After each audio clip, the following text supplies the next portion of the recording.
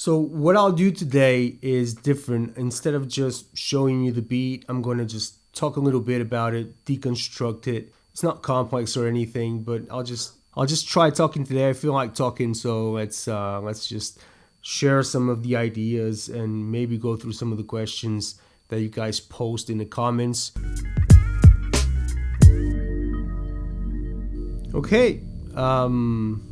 I actually tried to make this beat on the 2K. I took the samples into the 2K. It wasn't sounding how it was sounding on this one. So these actually have a different sound, which, yeah, as you would expect, they do sound different. This is a bit dirtier than this. The sound is much cleaner, and the samples were sounding way better on this. So I actually decided to finish the beat on this one, on the Touch. It takes a bit of effort to mix the sounds properly, and not everything's going to sound good. Anyway, but other sounds, it sounds lovely because it does dirty up the sound a little bit. The filter that it has, it's really cool to work with. So yeah, but not this beat. This beat, I just decided to actually finish it right here inside of the Touch. So I have something in this track. Right. So we have this pad sound like. This is actually pitched down. Track number 2. I don't have anything in track number 1. So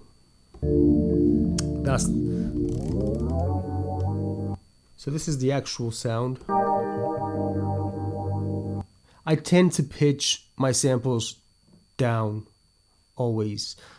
Almost like 90% of the times I pitch everything down.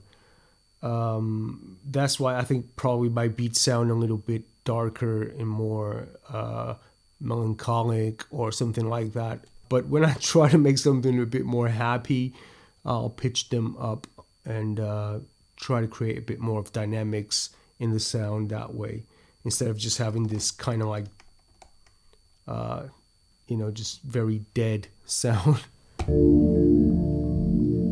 So this is how the sound is in the back. Just because I like to create a kind of a blanket of audio to kind of put something over it. And this is it. So after this, I find another sound. Jumping on to track number 4, I have this bass right here. Actually. And this is using 16 levels. Where's that note? Again, 16 levels.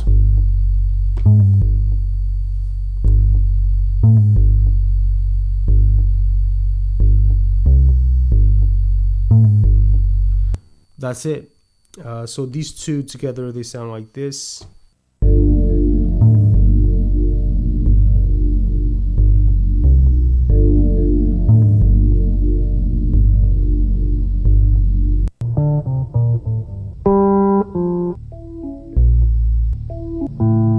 If you're wondering about these samples, this is stuff that I share onto Patreon. I go into these folders. I have just a huge amount of folders, and I just recycle a lot of stuff. I went in my folders and I just got this. I just loaded the program, the entire program. So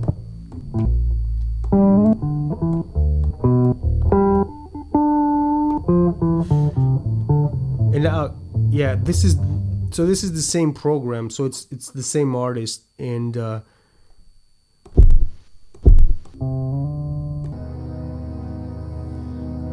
so the entire program is pitched down. The original sample, it's this. It's just a guitar. Then I pitched it down and used it as a bass. Okay, that was it. So those are those two tracks together. Then moving on to the next one. Let's go into track number 6. And okay, same artist. I think this is the same program used over and over again, actually. So that's the sample that's pitched down. Right at the beginning, the first track, this is the sample. But here I dropped a high pass filter for the entire program. In here, then I'm layering, and then I'm just layering samples over the beat.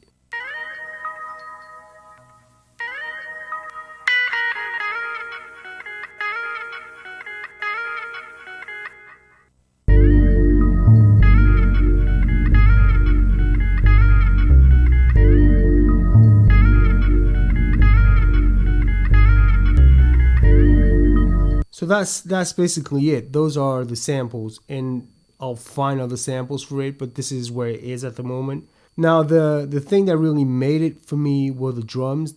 These drums actually come from Cooking Soul sound pack, and the drums in there sound really good.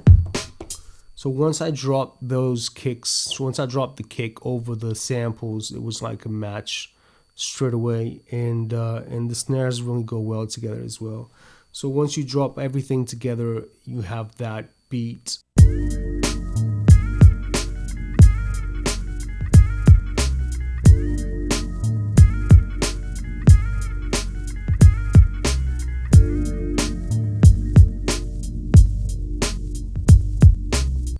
Now there's a bunch of stuff that I need to do on top of this. I'm just using all the samples again and adding stuff over the sequence. So I take out the main part of the chorus and then just add other samples.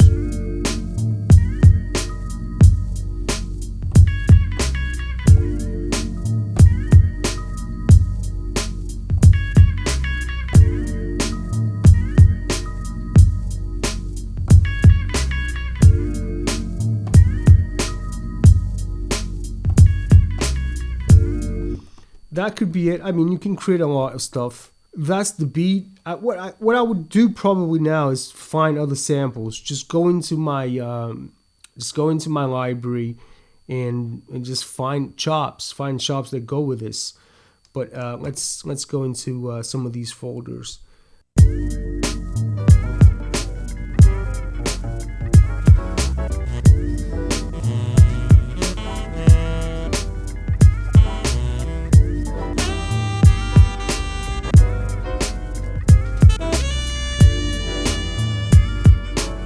So I'm actually going to create a program, and I'm going to load up a sound. When I like it, I'll just drop it onto a pad and see if it works.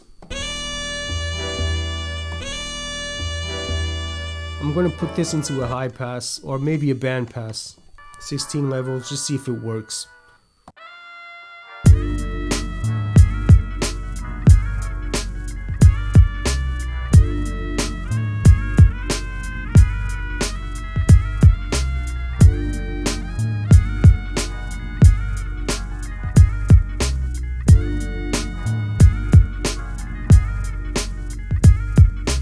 Nope, doesn't work. So let's just try and find another sample.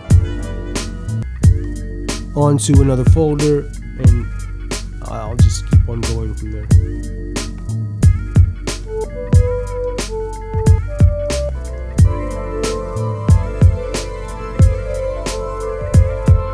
I think it goes well. So I'm just going to load the entire program.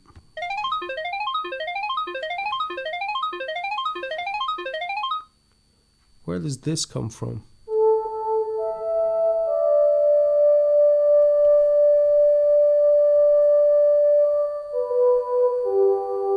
I know where it comes from. Okay, so just dropping the entire program into monophonic, or better, let's put the entire program into mute group number 1 by using the all function. Now back to current and master, let's put this into poly. Okay. I'm gonna add a delay to this, some decay. I need my headphones. I'm gonna high pass this sample as well. Pan it to the right.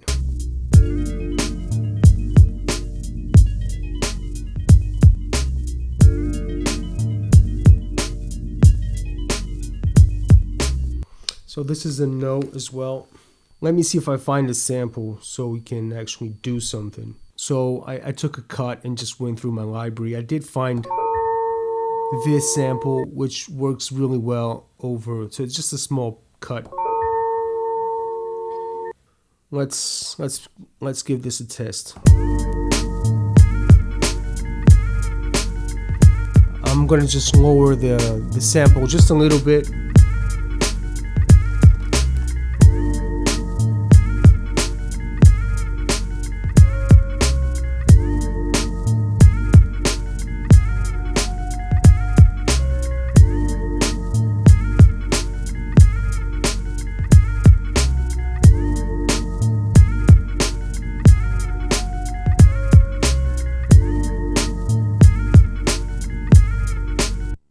It works really well over the beat, and I still need to work on it, but I'm just going to let the video go for now.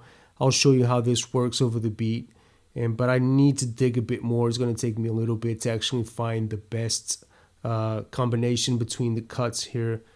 I'll play you the beat in the end of the video, obviously. So you might have noticed that the sun is going down. So I just want to finish this video for now. That was it. Oh yeah, I did want to talk about mixing. To me, mixing, I think I didn't add any special effects to this aside from a delay. All the samples are actually the kicks and everything, if I'm not mistaken. I don't want to lead you into any, I don't want to lie to you. So these are my kicks. None of them have any effects to them. I don't know if I'm going to add some effects to them, but mostly I get a lot of questions about mixing.